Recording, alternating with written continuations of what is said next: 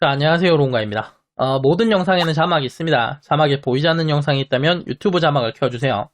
자, 살찌지 않는 체질에 대한 두 번째 영상입니다. 일부 영상에서는 살찌는 체질은 바꿀 수 없다는 주장이 잘못된 이유를 이야기했었죠. 자, 이번 영상에서는 운동과 근육에 대해서 이야기를 좀 해보려고 합니다. 자, 다이어트에서는 운동보다는 식단이 훨씬 더 중요하다고 이야기를 하죠. 그런데 식단으로만 다이어트를 하면 쉽게 요요가 오기 때문에 운동을 꼭 해야 된다고 이야기를 합니다. 식단이 훨씬 더 중요한데 왜 운동을 해야 된다고 하는 걸까요? 운동을 해서 근육을 키우면 기초대사량이 높아져서 살이 안 찐다고 하던데요. 네, 그런 이야기가 있죠. 자, 그런데 기초대사량의 대부분은 뇌, 심장, 간, 폐 같은 장기에서 소모한 에너지입니다. 기초대사량의 19%는 뇌에서 소모를 하고 심장에서 7%, 간에서 27%, 신장에서 10%, 나머지 장기에서 19%를 소모하고 남은 18%가 근육에서 소모한 에너지예요. 기초대사량의 5분의 1도 안 되는데 이것도 몸 전체에 있는 근육을 다 합친 거기 때문에 실제 근육이 소모하는 대사량은 더 적습니다. 보통 근육 1kg당 소모하는 대사량이 13칼로리 정도 돼요. 자, 그러니까 내가 운동을 열심히 해서 근육을 10kg 늘린다고 하더라도 늘어나는 기초대사량은 130칼로리 정도인데 이게 어느 정도 되는 양이냐? 식빵 한 조각의 칼로리가 130칼로리입니다. 이 정도의 대사량 증가로 살찌지 않는 체질이 될 수 있느냐? 그렇게 되긴 어렵겠죠. 근육을 더 많이 늘리면 되는 거 아니에요? 그게 거의 불가능합니다. 자, 지금 여기서 말하는 10kg라는 거는 체중을 말하는 게 아니에요. 순수하게 근육만 10kg가 늘어나는 걸 말하는 건데 우리가 흔히 멸치라고 부르는 굉장히 왜소한 사람이라고 하더라도 순수하게 근육만 10kg를 늘릴 수 있다면 대회에 나갈 수 있을 정도의 근육질 몸이 됩니다. 근육만 10kg를 늘린다는 건 그 정도로 말도 안 되는 일인 거고 굉장히 어려워요. 더군다나 근육량이 늘어날수록 근성장이 어려워지기 때문에 설사 10kg까지 늘린다고 하더라도 그 이상으로 늘리는 건 훨씬 더 어렵습니다. 뭐 어떻게 20kg까지 늘렸다고 치더라도 그렇게 해서 늘어나는 기초대사량은 식빵 2조각의 칼로리야. 그러면 근육을 키우더라도 요요를 막아주는 효과가 없다는 건가요? 그런데 운동을 하는 사람들은 많이 먹어도 살이 안 찐다고 하고 운동을 해서 근육을 키웠더니 체질이 바뀌었다는 사람들도 있던데 그런 사람들은 다 뭐예요?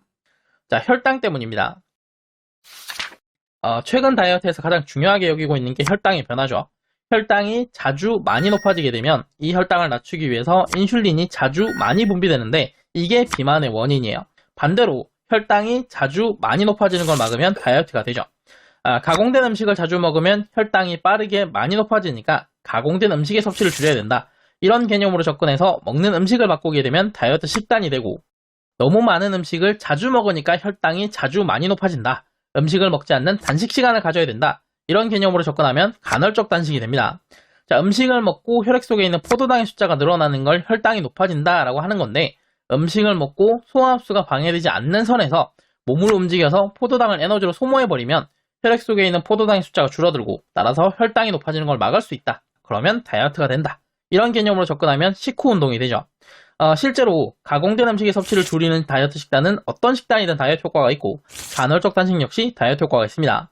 식후 운동은 식후 걷기를 매일 30분 했을 때 한 달에 3kg가 감량된다는 실험도 있어요. 자, 운동으로 근육을 키우면 살찌지 않는 체질이 된다는 것도 비슷한 개념입니다. 혈당을 높이는 혈액 속 포도당은 지방으로 바꿔서 체지방으로 저장될 수도 있지만 글리코겐으로 바꿔서 간과 근육이 저장될 수도 있습니다. 자, 운동을 해서 근육량을 늘리면 몸에 저장할 수 있는 글리코겐의 총량이 늘어나게 돼요. 그러니까 똑같이 살찌는 음식을 먹어서 혈당이 비슷하게 높아진다고 하더라도 근육량이 적고 글리코겐을 조금만 저장할 수 있는 사람은 약간의 포도당만 글리코겐으로 저장되고 글리코겐으로 저장되지 못한 많은 포도당이 혈당을 많이 높여서 살이 찝니다. 반면에 근육량이 많아서 글리코겐을 많이 저장할 수 있는 사람은 많은 포도당이 글리코겐으로 저장되기 때문에 혈당이 많이 높아지지 않아요. 그러면 살이 찌지 않겠죠.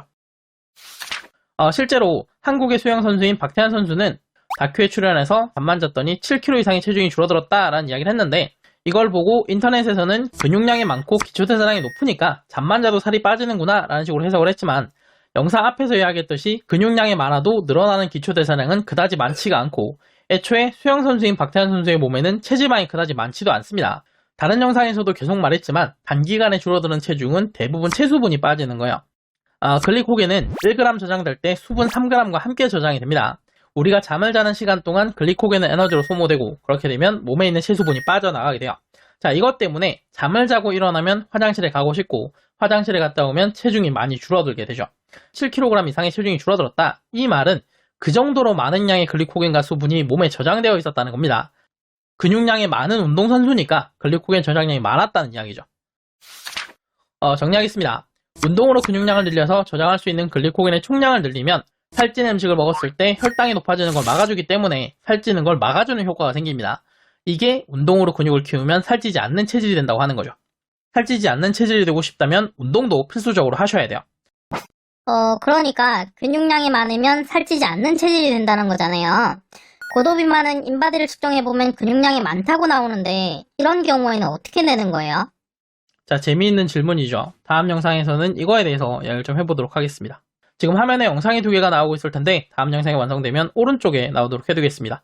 오른쪽 영상이 살 안 찌는 체질 3부가 아니라면 아직 영상을 만드는 중이니까 며칠만 좀 기다려주시고요.